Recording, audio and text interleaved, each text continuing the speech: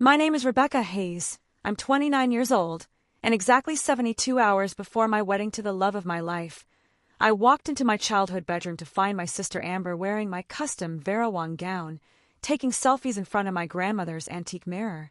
"You don't really deserve this dress anyway," she said without even looking up from her phone screen. "Let's be honest, Becca. You're not exactly bride material." The words hit me like ice water, but what came next was worse. She turned to face me fully, my $8,400 wedding dress stretching across her frame, and smiled. "I'm keeping it. Mom already said it's fine." I stood frozen in the doorway, unable to process what I was witnessing. The dress I'd saved for over 2 years to afford, the dress I'd found at a sample sale after visiting 17 boutiques, was being casually claimed by my younger sister. My phone showed 23 missed calls from my maid of honor Jessica, who had apparently been trying to warn me. "Take it off," I said quietly. "Right now, Amber. That's my wedding dress." She laughed, throwing her head back. "Oh, please, you're being so dramatic. It's just a dress. You can find another one. I'm sure David's Bridal has something in your price range." Before I explain what happened at the church 3 days later when I walked down that aisle in the most spectacular act of justice my family had ever witnessed, let me know where you're viewing from in the comments and hit subscribe if you've ever had a sibling who thought they were entitled to everything you worked for. Trust me, this story is worth staying for. To really understand why my sister felt entitled to steal my wedding dress, you'd have to go back 7 years. That's when the pattern truly solidified. Our parents, Caroline and Robert Hayes, had always had a clear favorite, and it wasn't me. Amber was the golden child, beautiful, charming, naturally thin, the daughter who could do no wrong. I was the responsible one, which apparently meant I didn't need attention or support.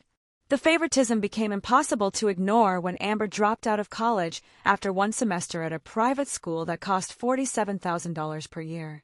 She declared it wasn't her vibe and moved back home, sleeping until noon while our parents paid for everything. When I attended State University, I worked 2 part-time jobs because they said it would build character. But Amber, she got a credit card with a $5,000 limit and a new car for her difficult transition period. I watched this from my tiny studio apartment, working as a junior accountant and eating ramen to save money. Every Sunday dinner became a performance where Amber's latest failed business idea was treated like innovation, while my promotion to senior accountant got a distracted "that's nice, honey," before conversation pivoted back to Amber's needs. The first breaking point came at Amber's engagement when she was 24. She dated Marcus for 8 months when he proposed. Our parents threw an engagement party that cost $12,000 at the country club with 200 guests. I remember standing in the corner, watching Amber hold court in a white designer dress Mom purchased, feeling something crack inside. That engagement lasted 4 months before Amber called it off, declaring Marcus wasn't ambitious enough. But the expensive engagement photos our parents paid for, $3,200, were reframed as artistic portraits and hung in their living room. When I met Thomas at 27, everything shifted. He was an architect with quiet confidence. We bonded over being the responsible siblings in our families. When he proposed after 18 months with a ring he designed himself, I felt finally seen. I called my parents to share the news. "That's wonderful, sweetie," my mother said with audible distraction.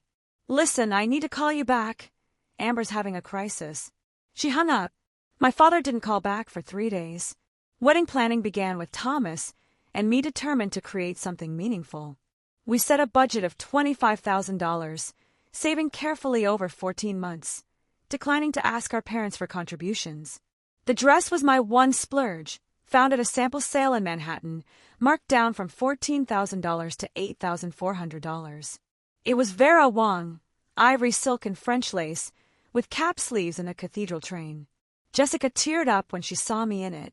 "That's the one," she whispered. I bought it with money saved over 2 years, every paycheck and bonus carefully set aside. I kept it at my parents' house because my condo was small and some naive part of me wanted to include my family in preparations, even though they'd shown minimal interest. That decision to trust them, that was my mistake. The escalation had been building for months. It started when Amber began dating Connor, a corporate lawyer. Suddenly, she was talking about finally finding the one at every family gathering. My mother ate it up, planning hypothetical weddings while my actual wedding was 4 months away and barely acknowledged. Amber thinks she might get engaged by summer. Mom told me during a call where I'd been trying to discuss invitation designs. Wouldn't it be wonderful if both my daughters were married? Mom, I'm getting married in 12 weeks, I reminded her. Oh, you're so organized.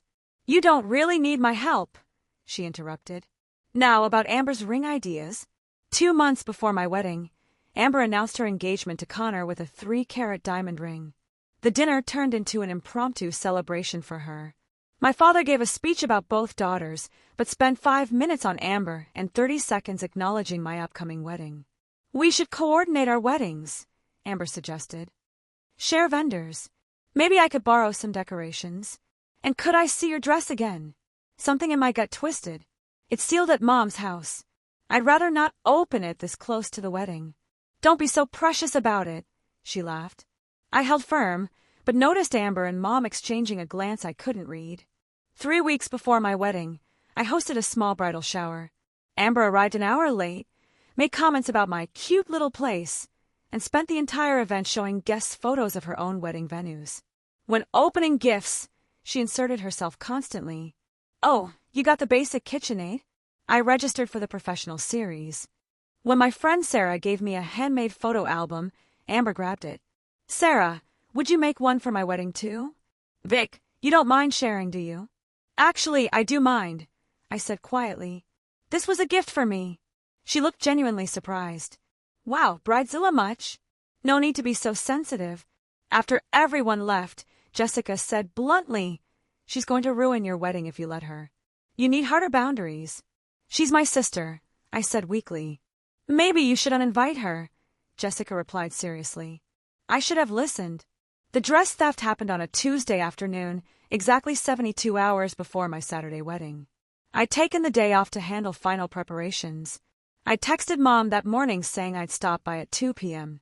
She responded with just okay. I should have found that suspicious.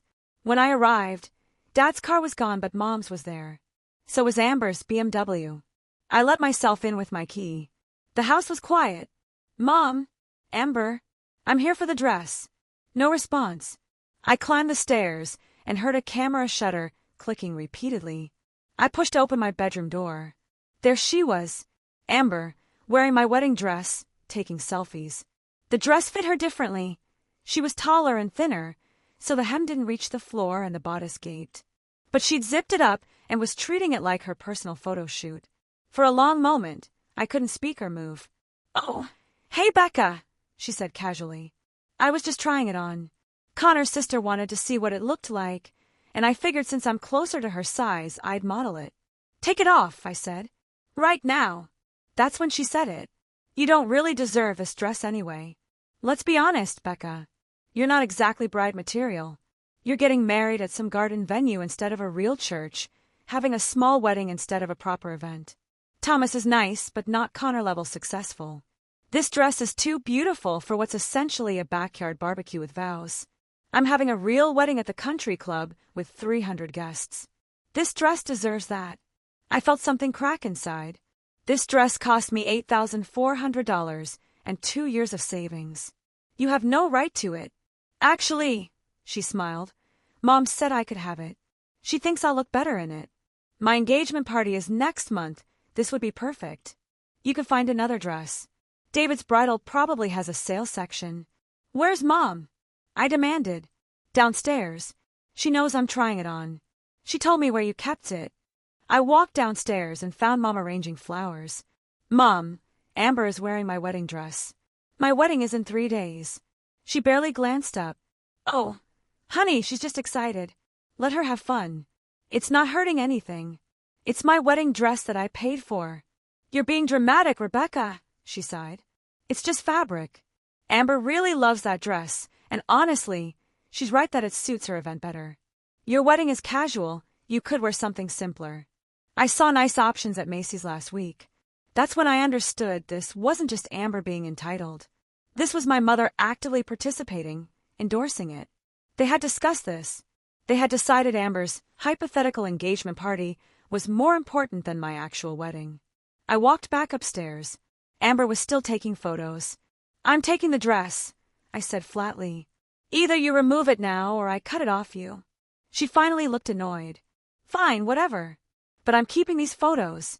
As she slowly unzipped, my phone rang. Jessica. I answered on speaker. Vic, where are you? Did you get the dress? I'm at my parents' house.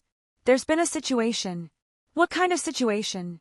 The kind where my sister was wearing my wedding dress, and my mother gave permission to steal it. The explosion of profanity from Jessica was creative and sustained. I'm coming over right now. Don't move. And Becca, start thinking about consequences. I carefully picked up my dress, checking for damage. There was a small stain on the hem and a tiny tear in one lace sleeve. My hands shook with pure rage. You damaged it, I said, showing Amber. She shrugged. It's tiny. The seamstress can fix it. This is why you don't have more friends. You're so uptight. That's when the idea began forming. Amber had a dress, too. A custom pale pink gown for her engagement party that our parents had paid $4,200 for. A dress she'd been posting about for weeks. I didn't say anything more. I took my damaged dress and left. Jessica arrived 20 minutes later as I was laying the garment bag in my trunk. Let me see the damage, she demanded. I showed her. Her face went through several shades of red. We're going to the seamstress right now. And then we're making a plan. Because you can't let this go. You know that, right? We drove to Maria, the seamstress who'd done my alterations. She was horrified. This can be fixed, she said, examining the sleeve. But not by Saturday. The French lace is delicate. I'll need to order matching pieces and hand-stitch. A week, maybe 10 days minimum. My wedding was in 3 days. Panic crept in. What am I supposed to do?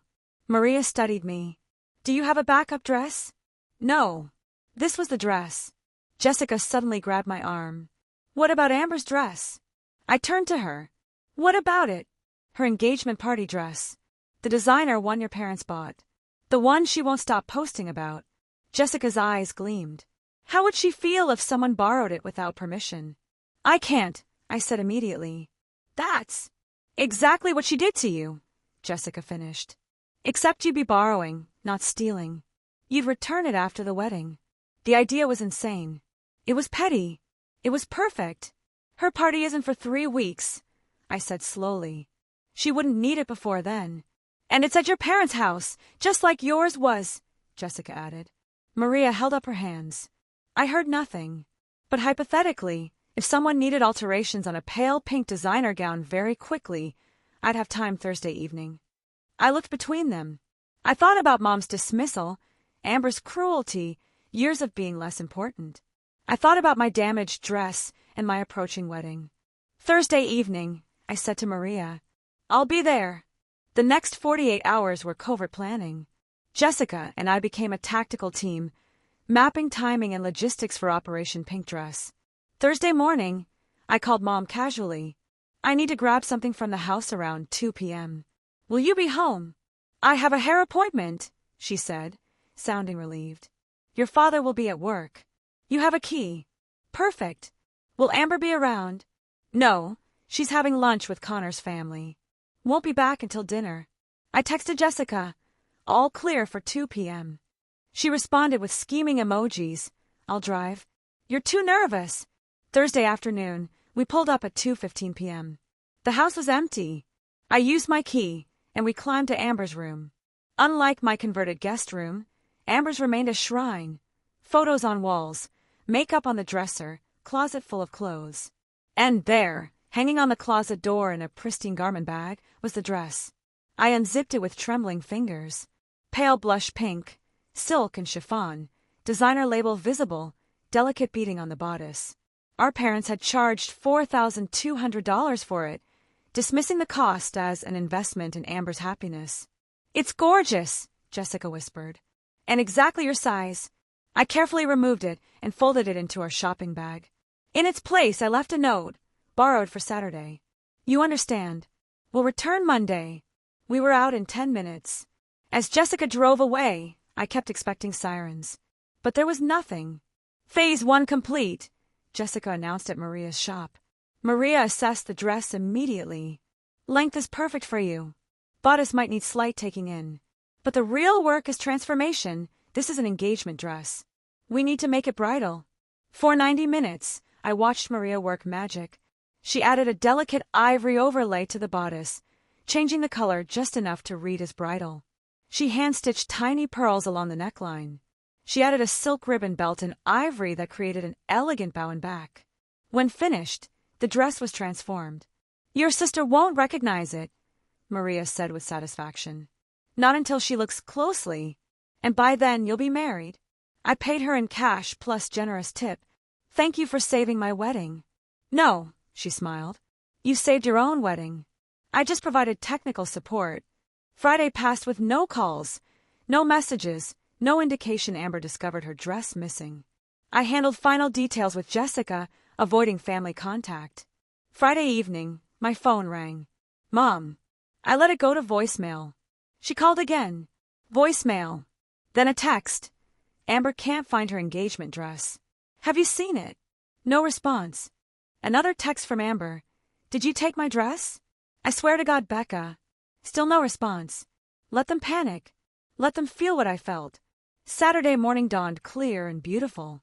Jessica arrived at 7 a.m. with coffee and the transformed pink dress. "Ready to get married and blow up your family's expectations." "Born ready," I replied. Wedding preparations unfolded. Hair, makeup, nervous excitement. My bridesmaids kept me calm and focused. None knew about the dress situation except Jessica, but all knew my family dynamics enough to understand today would be complicated. At 1 p.m., I put on the dress. It fit perfectly, looked stunning, felt like armor. My parents and Amber arrived at 1:30. I watched them on Jessica's security camera. Mom looked stressed, Dad confused, Amber absolutely furious. At 1:45, ceremony time. The garden was filled with our 75 guests, the string quartet playing, Thomas at the altar looking nervous and happy. Everything was ready. I took my position with my father, who hadn't seen me yet. When he did, his face went white. "Rebecca," he whispered urgently. "Is that?" "Yes," I said calmly, linking my arm through his. "It is. And you're going to walk me down this aisle with a smile, because the alternative is I tell everyone here what Amber did and what Mom said. Your choice." His mouth opened and closed.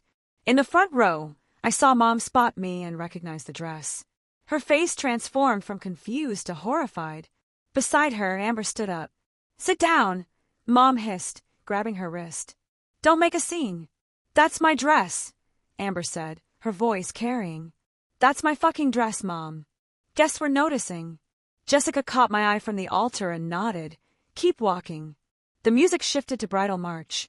Dad, faced with the choice, tightened his grip and started walking. We moved down the aisle. I could feel every eye on me. Thomas's face when he saw me was everything. Pure love, pure joy. He didn't know the dress's story yet, but he knew me, knew my family, and I saw understanding in his eyes that whatever I'd done, I had reasons. We reached the altar. Dad released my arm and hurried to his seat. The officiant began. Behind me, I heard Amber's whispers and Mom's shushing. I ignored them. This ceremony was about Thomas and me, about choosing our own family. "Dearly beloved," the officiant began, and I focused entirely on the man I was marrying. The ceremony was perfect. Thomas's vows made me cry. Mine made him cry. When he kissed me as husband and wife, I felt a weight lift. We were married. Nothing else mattered. Walking back down the aisle, I caught Amber's eye. She was crying angry tears of someone who'd finally faced consequence. Mom looked aged 10 years. Dad couldn't meet my gaze. The reception was cocktails and dinner under string lights. Jessica's speech was loving, funny, with subtle references to overcoming family challenges that made those who knew our history try not to laugh. I danced with Thomas, his father, my friends. I avoided the corner where my parents and Amber sat in stony silence. During dessert, Mom approached. "We need to talk about the dress." "No," I replied. "We really don't. You stole your sister's property. A $4,200 dress we purchased." "I borrowed it," I corrected. Like she borrowed my $8,400 dress. Although she damaged mine, stain and torn sleeve requiring $650 in repairs. "Will you be reimbursing me?" Mom's face flushed. "That's completely different. My wedding was in 3 days when she took mine. I countered. I'll return hers Monday, cleaned and undamaged, unlike the condition she left mine. But understand this clearly, Mom. This wasn't just about a dress. This was about 29 years of being treated as less important than Amber. This was about you giving her permission to steal from me and expecting me to accept it. Those days are over. You're being unreasonable. No.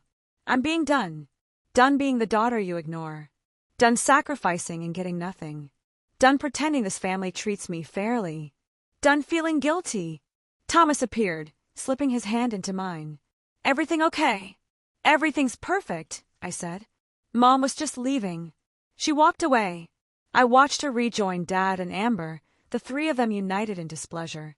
And I felt nothing. No guilt, no sadness, just relief that I'd stopped performing for an audience that never appreciated the show. The rest of the reception was joyful. We cut cake, tossed the bouquet, Jessica caught it and announced she was using it as a weapon, and danced until our feet hurt. When we left at midnight to cheers from everyone who mattered, my parents and Amber had already left early without goodbye. The explosion came Monday. I returned Amber's dress, professionally cleaned and boxed, to my parents' porch with a note. Returned as promised, undamaged. Alterations were temporary and removed. The dress is exactly as I found it. I trust you'll show the same courtesy with mine once repairs are complete. My phone started ringing within 2 hours.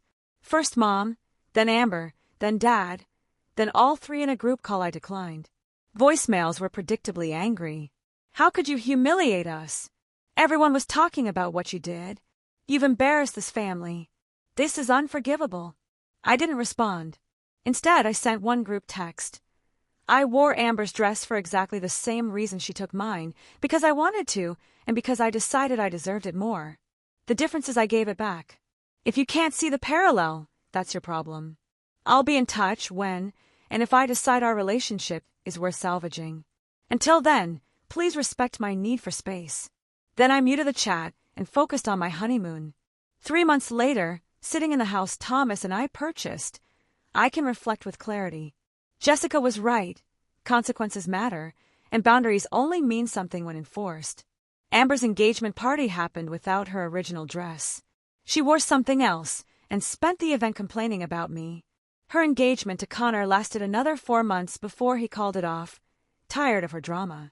I felt no satisfaction, just a distant sense that some patterns repeat until someone breaks them.